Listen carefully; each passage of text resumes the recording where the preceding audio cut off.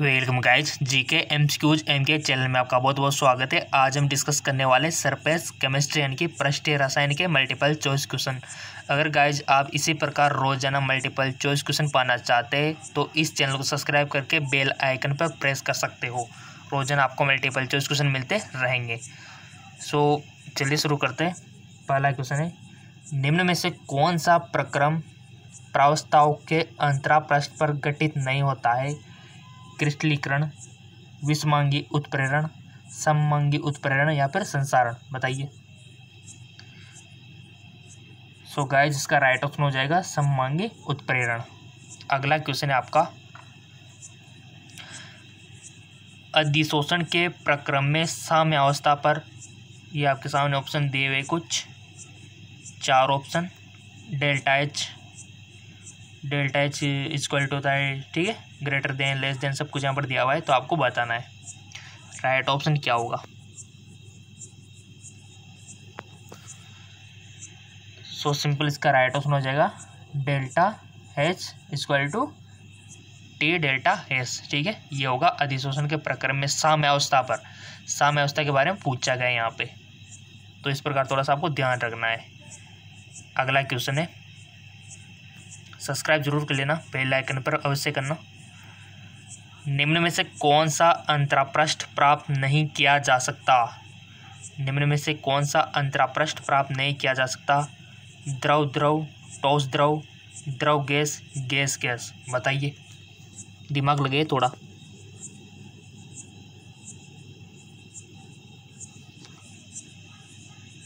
सो simple इसका right option हो जाएगा गैस गैस। ठीक है, हाँ बिल्कुल, गैस गैस इसका राइट ऑप्शन हो जाएगा।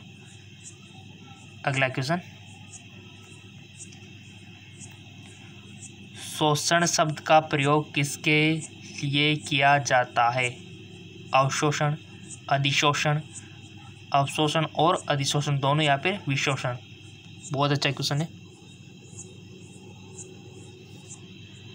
सो इसका राइट ऑप्शन हो जाएगा अवशोषण और अधिशोषण दोनों। अगला क्वेश्चन,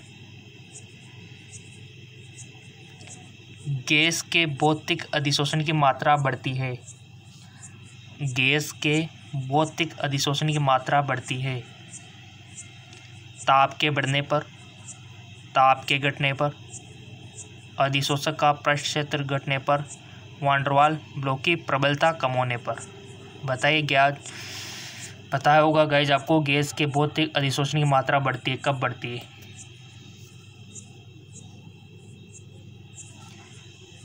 सो सिंपल, ताप के घटने पर बहुत गैस के भौतिक अधिशोषण की मात्रा बढ़ती है। अगला क्वेश्चन,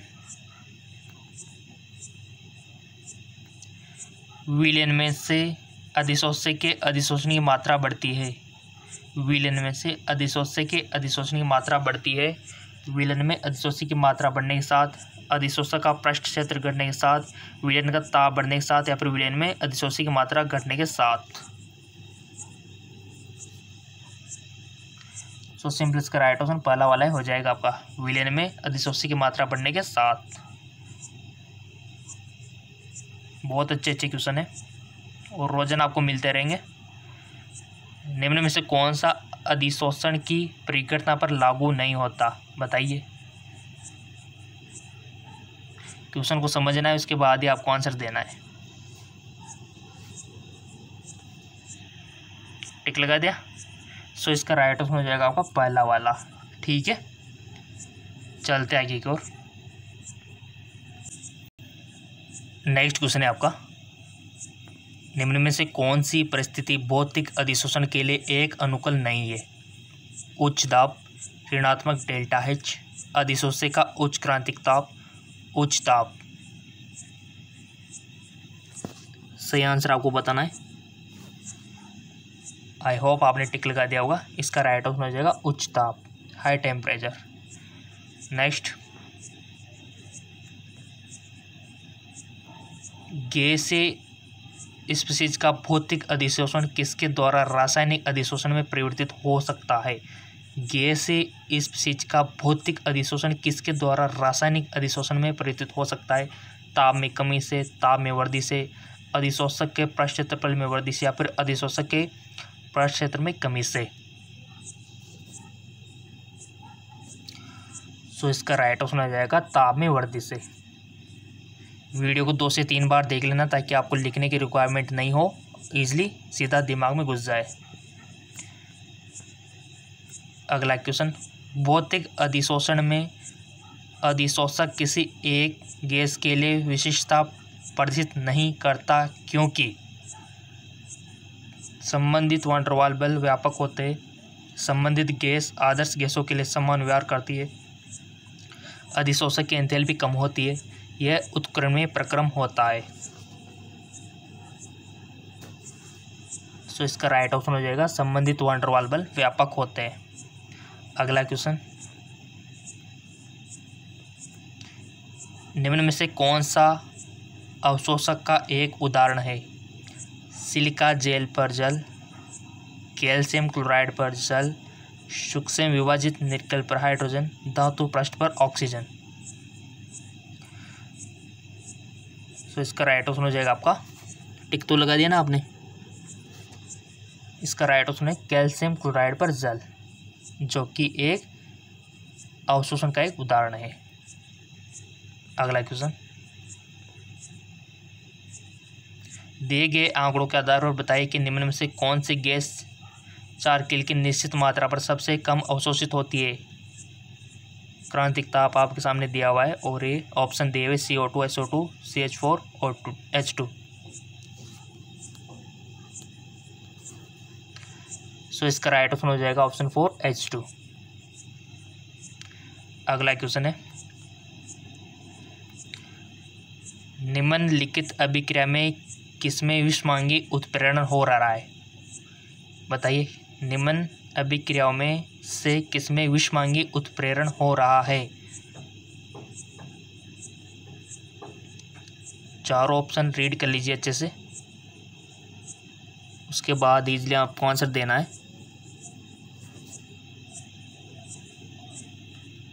सो सिंपल इसका राइट ऑप्शन हो जाएगा फर्स्ट वाला, राइट। अगला क्वेश्चन, फर्स्ट यानी कि गाइज ये वाला होगा, यानी कि इसमें ख और ग यानी कि दोनों, ठीक है ना, तो ये होता है ख और ग। नेक्स्ट क्वेश्चन,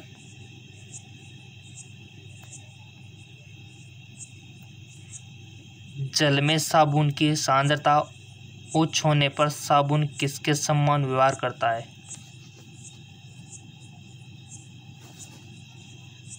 सो सिंपल, सहचारी कोलॉइड।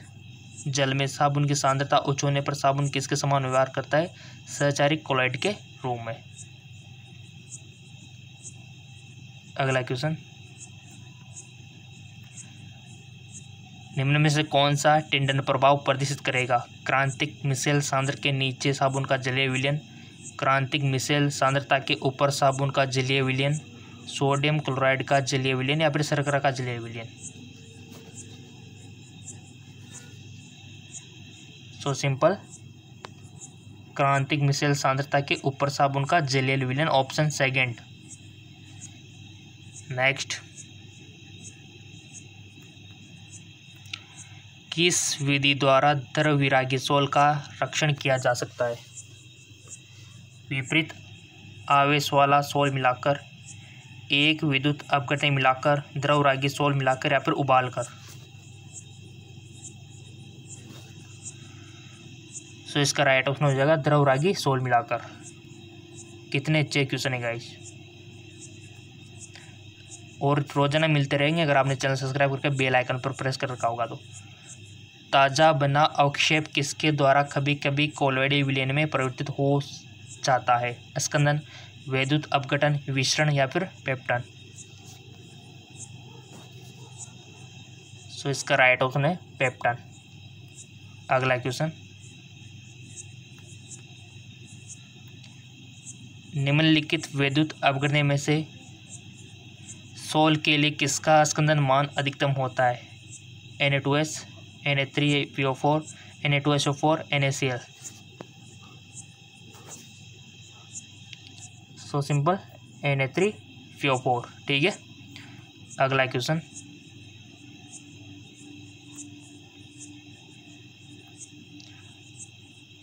उस कोलोइडी तंत्र को जिसमें ठोस पदार्थ प्रक्षेपित प्रावस्था के रूप में तथा द्रव प्रक्षेपण माध्यम के रूप में होता है, किसे वर्गीकृत करते हैं? ठोस, सोल, जेल, इमल्सन या फिर सोल?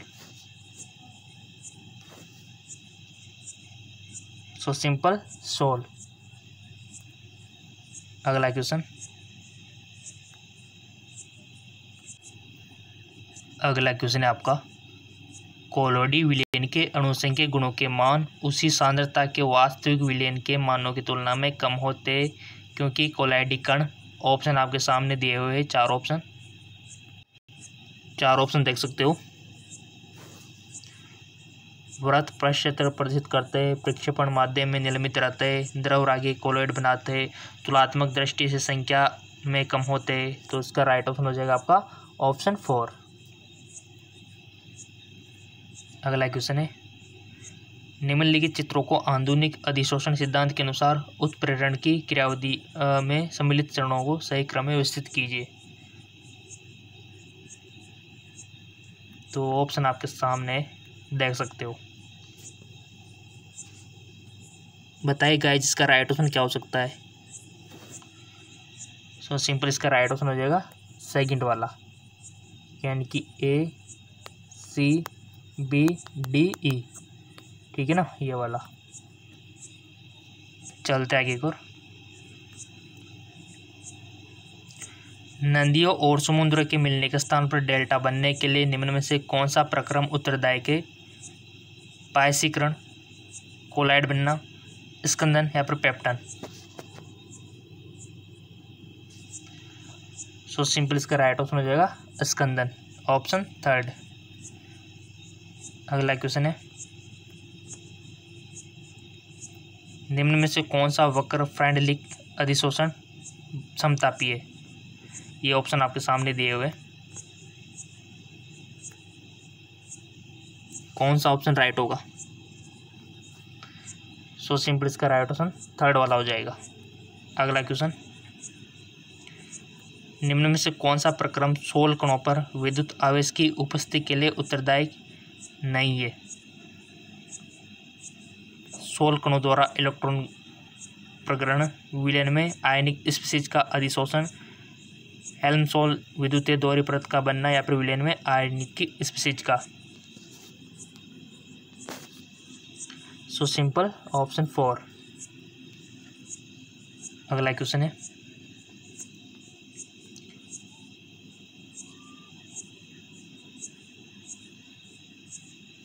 निम्न में से कौन सी परिघटनाएं चित्र में दर्शाए पर लागू होती है? अवशोषण, अधिशोषण, स्कंदन या फिर इमल्सिफिकेशन?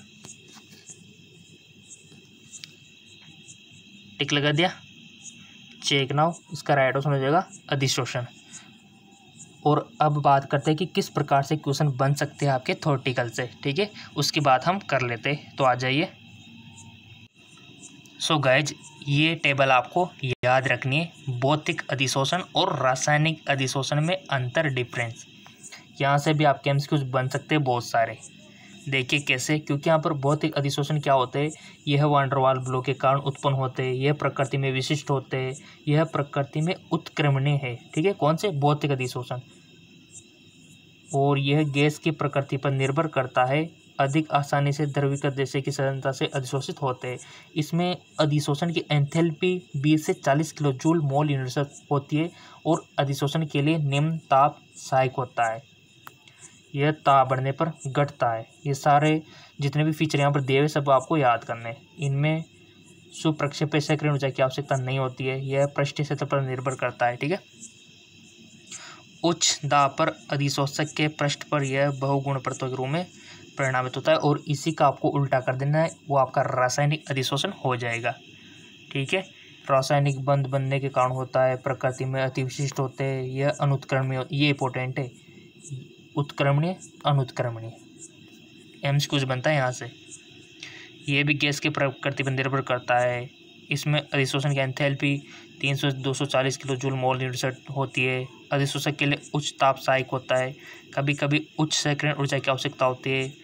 यह भी पृष्ठीय सतह पर निर्भर करता है, ठीक है। यह एकल अणु परत के रूप में फलित होता है। सो ये टेबल आप चाहे तो स्क्रीनशॉट ले सकते हो, ताकि आप कभी भी जब आपके साथ मोबाइल रहे तो पढ़ सकते हो, ठीक है। किसी भी जगह आप इसको पढ़ सकते हो, किसी प्रोग्राम में आप गए हो, कहीं पर बैठे हो, फालतू बैठे हो, तो आप इजीली मोबाइल निकाल के पढ़ सकते हो। ये टेबल क्वेश्चन बनेगा यहाँ से देखना 100%। और नेक्स्ट चलते कहाँ से क्वेश्चन बन सकता है। सो गाइज उनके बाद आपको एंजाइम और उत्प्रेरण के अभिलक्षण याद रखने, जैसे कि सार्वत्रिक दक्षता होती है, उच्च विशिष्ट प्रकृति होती है, इष्टतम ताप होता है, ठीक है। इष्टतम ताप का क्या मतलब है? एंजाइम जो एंजाइम होते हैं ना हमारे एंजाइम शरीर में, एंजाइम एक निश्चित ताप पर ही काम करते हैं गाइज। मैं आपको बता दूं, जैसे कि यहाँ पर लिखा हुआ है कि एंजाइम उत्प्रेरक अभिक्रिया की दर के लिए निश्चित ताप पर काम करते हैं, जिसे इष्टतम ताप कहते हैं। जैसे कि सर्दियों में देखा होगा आपने, खाने की भूख अच्छी लगता है और भूख बार बार लगती है, जबकि गर्मियों में आपने देखा होगा अगर ज़्यादा गर्मी हो जाती है तो हमको खाना ही नहीं पचता। क्यों? क्योंकि टेम्परेचर हाई हो जाता है और ऐसी कंडीशन में एंजाइम काम करना बंद कर देते हैं, ठीक है। तो भोजन का डाइजेशन होना थोड़ा मुश्किल हो जाता है, इसी कारण से हमको भूख कम लगती है गर्मियों के दिनों में। अगर टेम्परेचर अच्छा रहता है तो अच्छी भूख लगती है, ठीक है। और एंजाइम आपने देखा होगा कि हाई टेम्परेचर पर काम करना बंद कर देते और लो टेम्परेचर पर भी काम करना बंद कर देते। इष्टतम पीएच सर्वाधिक सक्रिय होता है सक्रियण एवं एंजाइम की उपस्थिति में। ये सब आपको आपके एनसीईआरटी में मिल जाएंगे, ठीक है। इसके बाद चलते हैं कहाँ से क्वेश्चन बन सकते हैं, उनको भी हम देख लेते हैं। इसके बाद आपको ये टेबल याद रखनी है, ठीक है। ईजिली रख सकते हो इसका, चाहे तो आप स्क्रीनशॉट ले सकते हो। चलते आगे। उसके बाद ये टेबल तो कंपल्सरी है गाइस, कोलोइडी तंत्रों के प्रकार 100% क्वेश्चन बन सकता है यहाँ से, ठीक है। तो आपको ये किस प्रकार याद रखनी है, देखो प्रक्षेपित प्रावस्था आपको याद रखनी है, प्रक्षेपण माध्यम, कोलोइड का प्रकार और उदाहरण।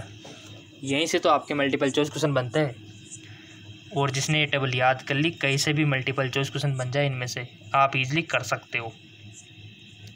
कुछ भी नहीं, सिंपल है बहुत। इधर टॉस दिया हुआ है, द्रव और उसके बाद गैस। तो इधर घोलते जाना है, टॉस को, द्रव को, गैस को, टॉस को, द्रव को, गैस को, ठीक है, टॉस को, द्रव को। और कोलोइड का प्रकार की टॉसोल होगा, सोल होगा, एरोसोल होगा, जेल होगा, इमल्सन होगा, ठीक है, एरोसोल होगा, टॉसोल होगा, फोम होगा। क्योंकि आपसे पूछा जाएगा कि अगर प्रक्षेपण माध्यम द्रव है और प्रक्षेपित माध्यम गैस है तो कोलोइड का प्रकार कौन सा होगा, बताओ। यदि प्रक्षेपण माध्यम द्रव है और प्रक्षेपित माध्यम गैस है तो कोलोइड का प्रकार कौन सा होगा?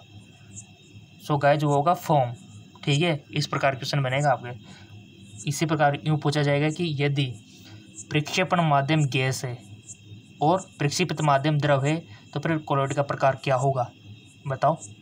Simple, aerosol. इसी प्रकार क्वेश्चन बनेंगे आपके मल्टीपल चॉइस क्वेश्चन। कितने तरीके से बन सकते हैं आप, क्योंकि ऐसे बनेंगे कि अगर प्रक्षेपण माध्यम द्रव है और प्रक्षेपित माध्यम भी द्रव है तो कोलोइड का प्रकार क्या होगा? सो सिंपल होगा इमल्सन, पायस जिसको बोलते हैं, ठीक है। तो वो होते हैं दूध, बालू की क्रीम, मक्खन, सब कुछ इसमें आ जाएगा, डोंट वरी, ठीक है। और ये उदाहरण तो आपको याद रखने गाइज, जैसे कि टॉसोल के उदाहरण कुछ रंगीन कांच, रत्न, सोल जैसे कि आपकी कोशिका तरल हो गया, एरोसोल जैसे कि धुआं धूल, जेल जैसे पनीर जेली, ठीक है। इमल्सन जैसे कि दूध, बालू की क्रीम, एरोसोल जैसे कि कोहरा बादल, टॉसोल जैसे कि फोम रबर, और फोम जैसे कि फैटी क्रीम, साबुन की झाग। कितना अच्छा है क्वेश्चन, 100% क्वेश्चन बनेंगे और बहुत सारे क्वेश्चन बन रहे हैं। देखो 1 2 3 4 5 6 7 8 MCQs यहीं से बन सकते हैं आपके। और इधर आप एग्जांपल देख सकते हो 8 यहाँ से, यानी 16-20 MCQs यहाँ से बन रहे हैं आपके। तो ऐसे MCQs बनते हैं आपके, ठीक है। तो प्लीज़ रिकमेंड करता हूँ कि इनको स्क्रीनशॉट लेके रख सकते हो या फिर वीडियो को बार बार देख सकते हो, इसमें भी आपको याद हो जाएगी, ठीक है। स्क्रीनशॉट लेके रख लो, टेबल याद करनी है आपको। और चलते आगे अब। उसके बाद आपको विद्युतीय जो ब्रेडिंग आर्क विधि होती है उसको देख लेना थोड़ा सा, और उसके बाद पेप्टन, उसके बाद कोलोइड विलीन का शुद्धिकरण आ जाएगा। फोन डायलिसिस के प्रोसेस को समझ लेना, आपके बायो में भी है तो बायोलॉजी में भी, बायोलॉजी वालों को ले तो ईजी है वैसे, केमिस्ट्री, ठीक है। चलते आगे। विद्युत अपौन आप देख सकते हो यहाँ पे, अति सूक्ष्म निस्यंद, सब कुछ इजीली दिया हुआ है यहाँ पे। चिंतन प्रभाव, चलते आगे को। उसके बाद आ जाता है आपका धनात्मक आवेशित सोल और ऋणात्मक। यहाँ से भी 100% क्वेश्चन बनते हैं आपके। तो धनात्मक कौन से, ऋणात्मक कौन से, आपको याद रखना है इसे। ये टेबल क्वेश्चन बनेगा गाइस। यहाँ से फिर मत बोलना कि सर आपने बताया नहीं, मैंने बता दिया है और हर चीज़ में बता रहा हूँ जो आपके एंट्रेंस एग्जाम में पूछी जाएगी। ऋणात्मक आवेशित सोल, धनात्मक आवेशित सोल, दोनों को याद कर लेना है कि ऋणात्मक आवेशित कौन से होते हैं, नेगेटिव चार्ज। तो कॉपर, सिल्वर, गोल्ड यहाँ पर दिया हुआ है। धात्विक सल्फाइड हो गया, जैसे कि अम्लीय रंजक हो गए, ठीक है, स्टार्च, गोंद, जिलेटिन वगैरह, ठीक है। और धनात्मक की बात करें तो हीमोग्लोबिन हो गया, ऑक्साइड, TiO2 हो गया, ठीक है, सब कुछ यहाँ पर दिया हुआ है। तो ये टेबल आपको याद करनी है, राइट। स्क्रीनशॉट ले लिया। ऋणात्मक आवेशित सोल और धनात्मक आवेशित सोल, चलते आगे को। और इसके बाद हमारे चारों ओर के जो कोलाइड है उसके एग्जाम्पल आपको याद रखने हैं, जैसे कि आकाश का नीला रंग, हवा में जल के साथ निलंबित धूल के कण हमारे आंखों तक पहुंचने वाले प्रकाश को क्या कर देते, प्रकीर्णित कर देते हैं, जिसके कारण हमको आकाश नीला दिखाई देता है। कोहरा, धुंध और बरसात, इसके बारे में आपको थोड़ा सा देख लेना है। कोलॉइड का इसमें रेशो छिपा हुआ है। खाद्य सामग्री, रुधिर किस प्रकार का कोलॉइड है, कैसे इसमें फिटकरी काम करती है। मर्दाए, डेल्टा का बनना, यहाँ से क्वेश्चन बनता है हमेशा। डेल्टा का किस प्रकार से बनता है, कोलॉइड में क्या रोल है। और कोलॉइड के अनुप्रयोग, जैसे कि धूम्र का विद्युत अवक्षेपण, पेयजल का शुद्धिकरण। आपने देखा होगा कि जहाँ पर हार्ड वाटर होता है वहाँ पर शुद्ध जल कैसे किया जाता है, फिटकरी के थ्रू, ठीक है। क्योंकि आपको पता है कि जो आपका जल होता है हार्ड वाटर, उसमें काफ़ी सारे लवण होते हैं जो कि आपकी स्किन और हेयर को डैमेज करते हैं, बहुत ख़राब होता है आपका हार्ड वाटर। तो उसको शुद्ध करने के लिए फिटकरी का यूज किया जाता है। फिटकरी मार्केट में मिल जाती है आजकल औषध और चर्म शोधन में। तो इस प्रकार इनका यूज होता है, राइट। चलते आगे को। इसके बाद कुछ अनुप्रयोग यहाँ पर भी देख सकते हो, अप्रमार्जकों में, फोटोग्राफी में, रबर उद्योगों में, औद्योगिक उत्पाद में, ठीक है। चलते आगे। उसके बाद आपको सारा ये सारांश पढ़ लेना है पूरे चैप्टर का। हो गया आपका काम। कितना ईजी है, चाहे तो स्क्रीनशॉट ले लिया करो इसका, बहुत ईजी है गाइस। ये लो आपका कंप्लीट हो गया। और हमारा जो जेक्लोन जॉब चैनल है वहाँ पर भी हम MCQs करवाते हैं रोज़ाना, तो उसको भी जाके फॉलो कर सकते हो, लिंक नीचे डिस्क्रिप्शन में दिया हुआ है। और अधिक मल्टीपल चॉइस क्वेश्चन देखने के लिए नीचे डिस्क्रिप्शन में लिंक दिया हुआ है, वहाँ से आप देख सकते हो। जो आपने वीडियो मिस कर दिया है उसको आप देख सकते हो। ओके, धन्यवाद।